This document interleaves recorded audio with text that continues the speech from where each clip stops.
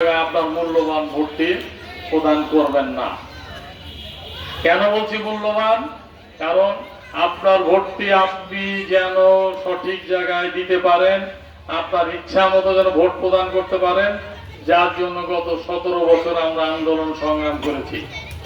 আমাদের আন্দোলন সংগ্রামে বহু নেতাকর্মী গুম হয়েছেন, খুন হয়েছেন, পঙ্গু হয়েছেন, হাজার হাজার মামলায় জর্জরিত হয়েছি আমরা।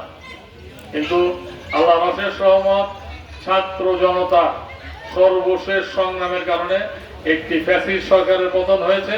আমরা চাব জনগণের ভোটে ভবিষ্যতে সঠিক সরকার নির্বাচিত হবে, যাতে করে নতুন করে ফ্যাসিস্ট তৈরি না হয়। প্রতি 10 বছর 15 বছর পর পর আমরা বিপ্লব করতে চাই না, আমরা রাস্তাঘাটে প্রাণ হারাতে চাই না। আমরা চাই প্রতি 5 বছর অন্তর অন্তর একটি ন্যায্য ভোট হবে, যে ভোটে সাধারণ মানুষ তার নিজের ইচ্ছা মতো ভোট প্রয়োগ করতে পারবেন।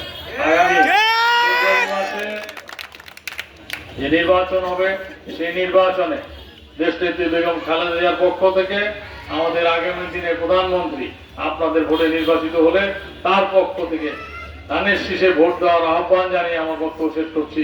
আল্লাহ হাফেজ। বাংলাদেশ জিন্দাবাদ। বাংলাদেশ জাতীয় জিন্দাবাদ।